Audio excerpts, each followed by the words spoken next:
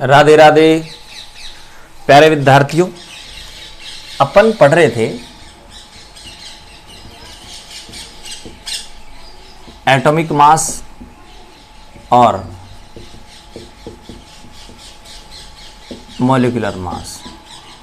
Atomic mass और molecular mass अपने चल रहे थे और इसी श्रृंखला को आगे बढ़ाते हुए मैं आपको पहले ये बताता हूं कि आप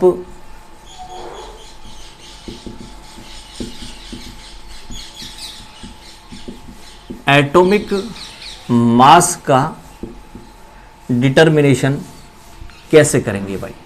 डिटर्मिनेशन ऑफ एटॉमिक मास, तो यहां पर आपने ये पढ़ा था कि इसके लिए अपन ड्यूलोंग and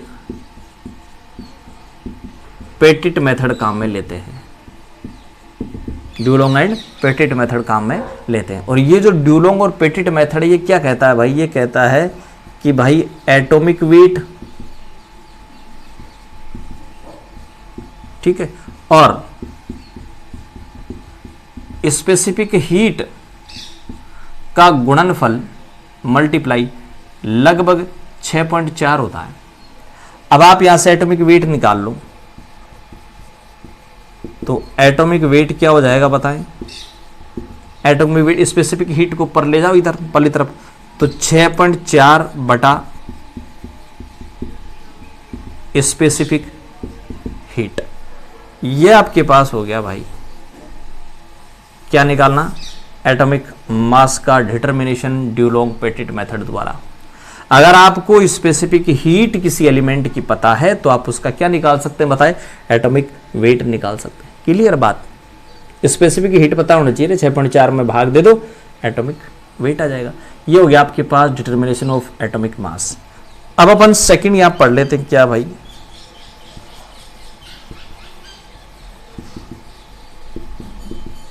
determination of molecular mass. Molecular mass का डिटर्मिनेशन पढ़ें भाई, मॉलिक्यूलर मास का डिटर्मिनेशन पढ़ लें। इसके लिए पहला मेथड लेता हूं मैं, वेपर डेंसिटी मेथड। इसमें क्या होगा, उस एलिमेंट की वेपर डेंसिटी दी हुई होगी और आप उसका एटॉमिक वेट निकाल सकते हैं, मॉलिक्यूलर वेट निकाल सकते हैं, मॉलिक्यूलर मास निकाल सकते हैं। तो मॉलिक्यूलर वेट बराबर होगा 2 इंटू वेपर डेंसिटी। तो वेपर डेंसिटी को 2 से मल्टीप्लाई कर दो, क्या आ जाएगा बताओ, उसका मॉलिक्यूलर वेट आ जाएगा। ठीक है भाई, तो ये मॉलिक्यूलर वेट निकालने का पहला जो मेथड है वो हो गया कि वेपर डेंसिटी को 2 से मल्टीप्लाई कर दें, मॉलिक्यूलर वेट आ जाएगा। ठीक है, पहला मेथड हो गया। अगला मेथड यहां अपन ले रहे हैं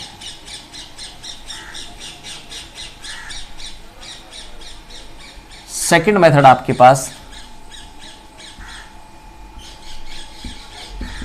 grams diffusion law. Graham diffusion law या ग्राहम का जो विसरण नियम है, वो ग्राहम का विसरण नियम क्या है, डिफ्यूजन क्या है। देखो डिफ्यूजन क्या है, डिफ्यूजन का मीन्स होता है जैसे मान लो आप अगरबत्ती को यहां जला दें और उस अगरबत्ती की धुआं थोड़ी देर में पूरे कमरे में फैल जाती है, तो इसको आप बोलेंगे डिफ्यूजन। ठीक है, अब बात यह है कि यहां से अगर मान लो दूसरी जगह कोई गैस जा रही है, तो पहले वहां हल्की गैस पहुंचेगी या भारी गैस पहुंचेगी। भागना हो रहा है कोई जगह है कि भाई वहां तक आपको भागना है, एक हल्का पतला सा आदमी भाग रहा है, एक भारी आदमी भाग रहा है, कौन जल्दी पहुंचेगा। तो क्लियर सी बात है, पतला आदमी जल्दी पहुंच पाएगा। एक तो ये है, इसको भागने दिया जाए यहां तक, ये टारगेट है। और एक दूसरा ये है, ये 208 किलोग्राम का आदमी है, ये 60 किलोग्राम का आदमी है, तो सीधी सी बात आप ये कहेंगे कि ये तो यहाँ तक बहुत लेट पहुँचेगा, धीरे धीरे जाएगा, और ये यहाँ जल्दी पहुँच जाएगा। तो कौन सी गैस है जिसके विसरण की दर ज़्यादा होगी, गैस ए या गैस बी। तो आप कहेंगे गैस ए हल्की है, जल्दी पहुंच जाएगी, विसरण की दर क्या होगी भाई, कम या ज्यादा, ज्यादा होगी। यानी इसका मास कम है, इसलिए इसके विसरण की जो दर है वो ज्यादा है। मास कम और रेट ऑफ डिफ्यूजन ज्यादा। आर क्या है यहां आर है रेट ऑफ डिफ्यूजन। तो ध्यान रखना, अगर मास कम होगा तो रेट ऑफ डिफ्यूजन ज्यादा होगा। ये बोलता कौन, ग्राहम। ठीक है, तो अब ग्राहम की बात करें। अब देखो मास की बात कर दी उसने, अब आपको पता है डी बराबर क्या होता है बताएं, एम अपॉन वी। डी और एम के बीच डायरेक्ट प्रोपोर्शनल है, तो एम कम इसका मतलब डी कम, तो डी कम होगा तो आर ज्यादा होगा।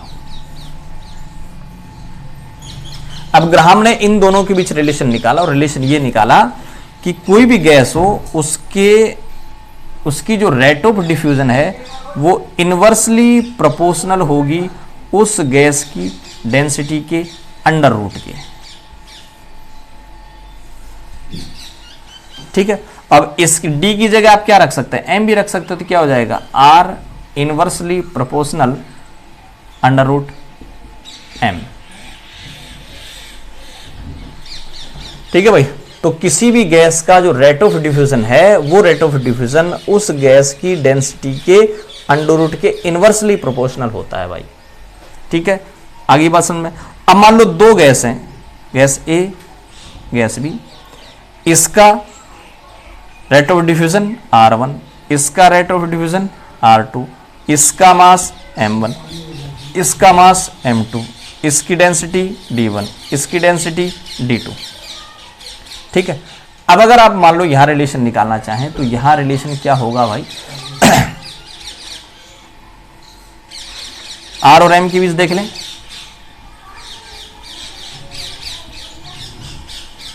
T2 अपॉन D1, आर के बीच एम के बीच देख लें, R1 अपॉन R2 बराबर under root M2 upon M1।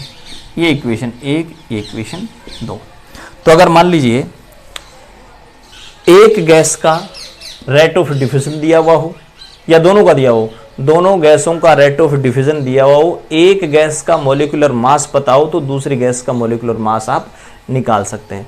यानी अगर मान लो आपको R1 दिया हुआ हो, R2 दिया हुआ हो, M1 पता हो तो आप M2 निकाल सकते हैं भाई इस फार्मूले के द्वारा। ये हो गया आपके पास ग्राम का डिफ्यूजन लॉ हो गया कि रेट ऑफ डिफ्यूजन उनकी जो डेंसिटी है उनके अंडर रूट के इनवर्सली प्रोपोर्शनल होती है। तो ये आपके पास हो गया भाई आज एटॉमिक मास और मॉलिक्यूलर मास का डिटर्मिनेशन। एटॉमिक मास का डिटर्मिनेशन ड्यूलोंग पेटिट मेथड से करते हैं, एटॉमिक वेट और स्पेसिफिक हीट को मल्टीप्लाई कर दें, लगभग 6.4 आएगा दोनों का मल्टीप्लाई। अब आप डिटर्मिनेशन ऑफ मॉलिक्यूलर मास देख ले तो आप वेपर डेंसिटी को 2 से मल्टीप्लाई कर दें, मॉलिक्यूलर वेट आ जाएगा भाई। अब इनके बाद एक होता है आइसोटोप्स। आइसोटोप्स होते क्या हैं आगे अपन डिटेल से पढ़ेंगे, यहां मैं आइसोटोप्स के बारे में हल्का सा आपको बता रहा हूं, ध्यान दें।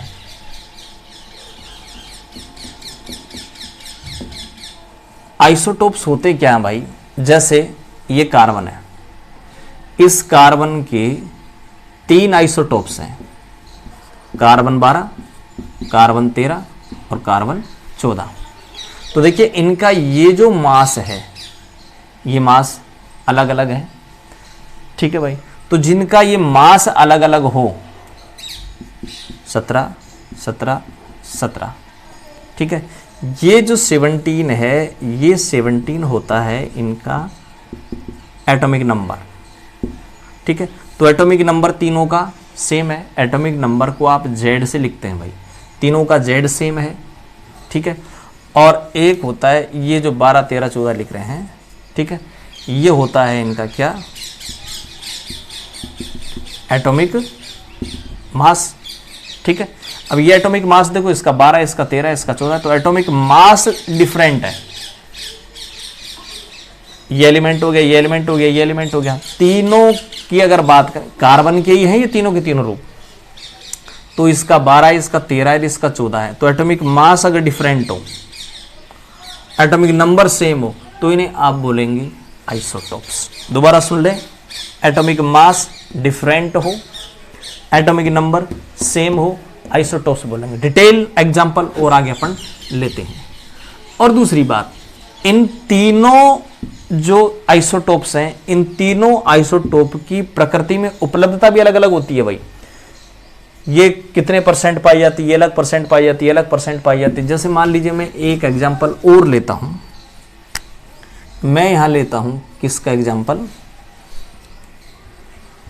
क्लोरीन का, क्लोरीन Cl का एग्जांपल ले रहा हूं मैं, ठीक है। तो देखो इसके 2 आइसोटोप्स होते हैं, क्लोरीन के 2 आइसोटोप्स होते हैं भाई। एक तो होता है Cl35 और एक होता है Cl37, ठीक है। तो इन दोनों का देखें आप, एटॉमिक मास डिफरेंट है। तो क्लोरीन का माने क्या अपन, 35 माने 37 माने, एटॉमिक मास तो मानना पड़ेगा ना। तो 35 माने 37 माने, कंफ्यूजन है। तो इसके लिए क्या करते हैं अपन, इनका एवरेज एटॉमिक मास निकालते हैं। तो अब मैं आपको बता रहा हूं क्या निकालना भाई, एवरेज एटॉमिक मास निकालते हैं। कि क्लोरीन में कंफ्यूजन हो गए आप कि क्लोरीन 35 भी पाया जाता है, क्लोरीन 37 भी पाया जाता है, ठीक है। तो 35 और 37 की बात करें तो 35 और 37 में इनके जो रिलेटिव मास हैं वो तो कितने हो गए, इसका 35 हो गया, इसका 37 हो गया। और इनकी रिलेटिव अबंडेंस, रिलेटिव एविडेंस का मतलब, रिलेटिव एविडेंस को मैं लिखूंगा RA से। रिलेटिव एविडेंस का मतलब होता है ये एनवायरमेंट में कितना परसेंट पाया जाता है, ठीक है भाई। तो देखो ये जो क्लोरीन है, ये क्लोरीन पाया जाता है 75%, और ये जो क्लोरीन 37 पाया जाता है, ये पाया जाता है 25%, ठीक है। तो मैं इसको ऐसे भी लिख सकता हूं, 3 और 1 अनुपात की बात करें तो 3:1, ठीक है भाई, 3:1, 25-75 है ना। अब अगर मान लो मैं यहां एवरेज एटॉमिक मास निकालूंगा तो कैसे निकालूंगा, देखो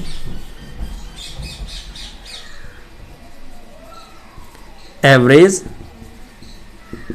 एटॉमिक मास का फार्मूला होगा, इसको इससे मल्टीप्लाई कर दो, इसको इससे मल्टीप्लाई कर दो, यानी mass of first isotope into 3 कर दें। 3 क्या ये रिलेटिव अबंडेंस, प्लस दूसरे की बात करें मास ऑफ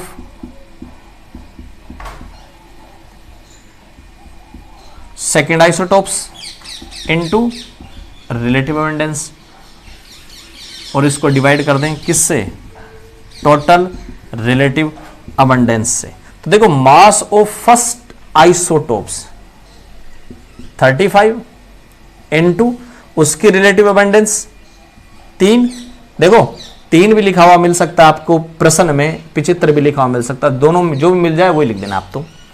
तो 35 into 3 plus mass of second isotopes, second isotopes का मास है 37, मल्टीप्लाई कर दो 1 से और डिवाइड कर दो कितने से, टोटल कितना हो जाएगा 3:4 से। या फिर अगर मान लीजिए ऐसे नहीं दिया हुआ, 3:1 नहीं दिया हुआ हो, परसेंटेज दी हुई, तो अपन क्या करें, कोई दिक्कत नहीं, मास ऑफ फर्स्ट आइसोटोप्स 35 गुणा परसेंटेज कितनी है उसकी 75, प्लस दूसरा जो आइसोटोप्स है उसका मास 37 गुणा कितनी परसेंटेज है, वो 25% है। टोटल परसेंटेज कितनी हो जाएगी 100, गुणा भाग कर लें 35.5 आ जाएगा। तो ये 35.5 क्या आ गया बताएं, ये आ गया क्लोरीन का एवरेज एटॉमिक मास, क्लोरीन का एवरेज एटॉमिक मास आ गया ये। तो एवरेज एटॉमिक मास इस प्रकार से निकाला जाता है भाई, ठीक है। अनुपात में दिया हुआ हो तो अनुपात से मल्टीप्लाई कर दे, परसेंटेज दिया हो तो परसेंटेज से मल्टीप्लाई कर दें। ठीक है, एवरेज एटॉमिक मास निकालना आ गया आपको। तो आपको क्लोरीन का पता चल गया कि क्लोरीन का कितना होता है। अब अपन क्या करते हैं, यहां क्या निकालना सीखते हैं बताएं। मॉलिक्यूलर मास निकालना सीखते हैं। कुछ एक एग्जांपल लेते हैं अपन यहां मॉलिक्यूलर मास के। पहला एग्जांपल ले रहा हूं मैं कि आप H2O का मॉलिक्यूलर मास आप निकालें। तो आप क्या करेंगे, इसमें एटॉमिक मास को जोड़ दो। हाइड्रोजन का atomic mass of hydrogen 1, atomic mass of oxygen 16। एक हाइड्रोजन का 1 होता तो 2 हाइड्रोजन का कितना हो जाएगा भाई, 2, प्लस ऑक्सीजन कितना होता है 16, 16 और 2 18 आ गया। अब इस 18 को मैं क्या लिख सकता हूं, ध्यान देना, इस 18 को मैं इस प्रकार से लिख सकता हूं। एक तो लिख सकता हूं 18 और एक लिख सकता हूं 18 ग्राम, 18 यू और 18 ग्राम। अगर मैंने 18 यू लिख दिया तो इसका मतलब ये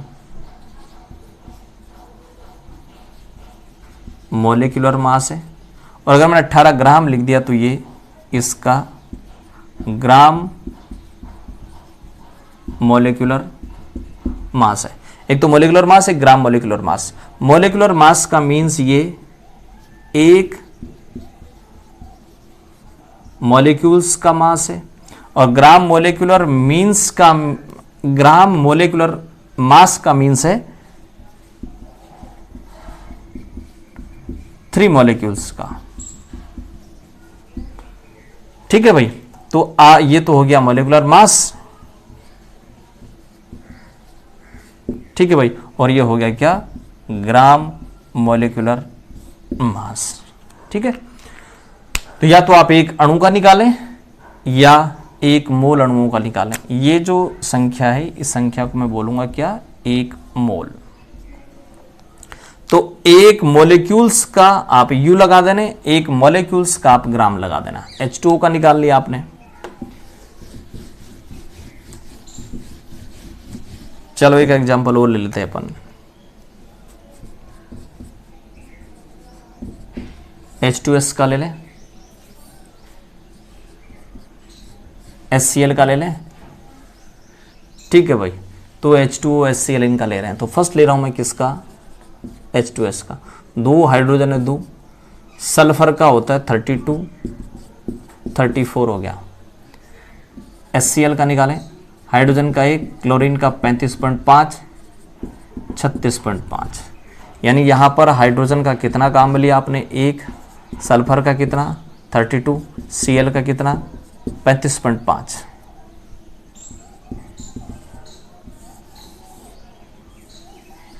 ठीक है, ये आपको निकालना आ गया भाई, क्या, मॉलिक्यूलर मास निकालना आ गया। कैसे निकाल रहे हैं आप, एटॉमिक मास को जोड़ दो, मॉलिक्यूलर मास आ जाएगा। एटॉमिक मास को जोड़ने से मॉलिक्यूलर मास आता है। ठीक है, आगे चले।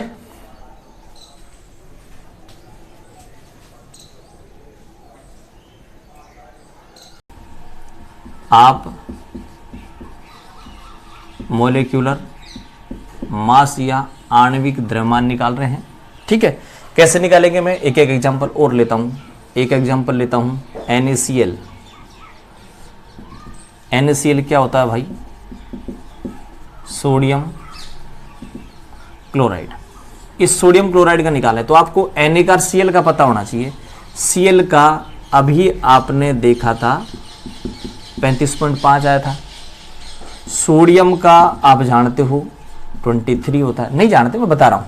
ठीक है, अब आप NaCl का निकालेंगे तो सोडियम का कितना 23 प्लस क्लोरीन का कितना 35.5, कितना हो जाएगा भाई 0.5 और 5 3 8, 3 2 5, 58.5 आ जाएगा। अब एक चीज और सुने, अगर मान लो मैं इसको ऐसे लिख दूं 58.5 यू लिख सकता हूं या 58.5 ग्राम लिख सकता हूं भाई। ठीक है, दोनों में लिख सकता हूं। अगर 58.5 अगर लिख दिया तो समझ लेना ये 1 अणु का है, और अगर 58.5 ग्राम लिख दिया तो समझ लो ये 1 मोल का है। 1 मोल का मतलब 6.023 × 10⁻23 अणुओं का। तो आपको NaCl का मोलिकुलर मास निकालना आ गया। अब इस NaCl के मोलिकुलर मास के बाद अपन बहुत सारे एग्जांपल लेते चलते हैं। देखो मैं ले रहा हूं H2SO4 सल्फ्यूरिक एसिड, ठीक है भाई। तो अपन सल्फ्यूरिक एसिड का क्या निकाल रहे हैं बताए, मोलिकुलर मास निकाल रहे हैं। हाइड्रोजन का आपको पता है 1 होता है, सल्फर का भी आपने देख लिया 32 होता है, ऑक्सीजन का 16 होता है। H2SO4 का निकालेंगे क्या, मोलिकुलर मास, ठीक है भाई। ये मैं बाद में लिखूंगा क्या निकाल रहा हूं मैं।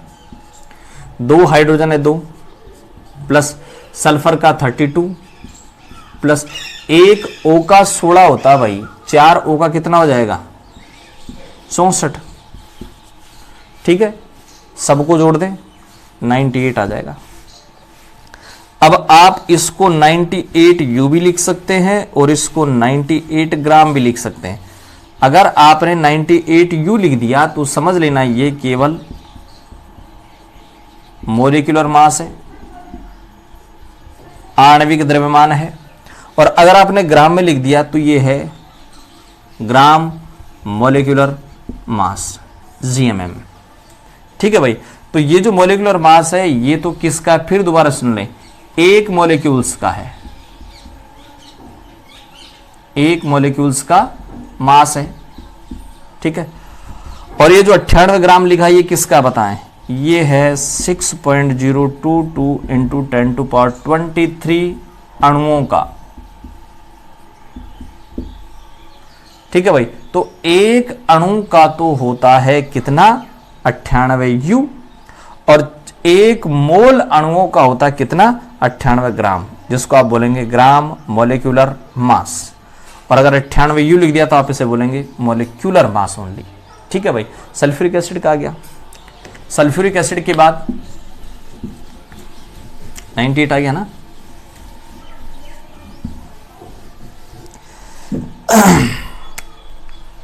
एक एग्जांपल लेते अपन, ग्लूकोज। ग्लूकोज का मोलिकुलर फॉर्मूला होता है भाई C6H12O6, ठीक है। कार्बन का 12, हाइड्रोजन का 1, ऑक्सीजन का 16। अब यहां पर निकालते हैं इसका मोलिकुलर मास। 1 कार्बन का 12, 6 का कितना हो जाएगा 12 × 6 = 72, प्लस 1 हाइड्रोजन का 1 होता 12 हाइड्रोजन का 12, प्लस 1 O का 16, 6 O का 96, ठीक है। सबको जोड़ दें कितना आ जाएगा भाई 180 आ जाएगा। अब वही बात है, इस 180 को भी आप क्या लिख सकते हैं 180U भी लिख सकते हैं और 180 ग्राम भी लिख सकते हैं। तो ये तो केवल क्या है मोलिकुलर मास है और ये ग्राम मोलिकुलर मास है भाई, ठीक है। तो आज की वीडियो में अपने क्या पढ़ लिया बताएं, कुछ अणुओं के मोलिकुलर मास निकालना, आणविक द्रव्यमान निकालना। आणविक द्रव्यमान कैसे निकालेंगे आप, परमाणु भारों को जोड़ दो अणु भर आ जाएगा। तो परमाणु भारों को जोड़ दो अणु भर आ जाएगा, यानी एटॉमिक वेट को आप जोड़ दो मोलिकुलर वेट आ जाएगा, ठीक है। कल के वीडियो में इससे आगे अपन पढ़ेंगे, तब तक के लिए नमस्कार भाई।